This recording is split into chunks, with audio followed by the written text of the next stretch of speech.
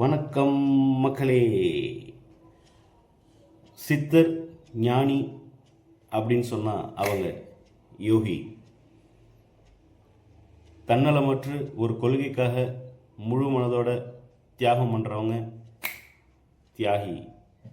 பழையன கழிதலும் புதியன புகுதலும் என்ற கோட்பாட்டோட நம்ம பாரம்பரியமாக கொண்டாடுற இந்த நாள் தான் போகி.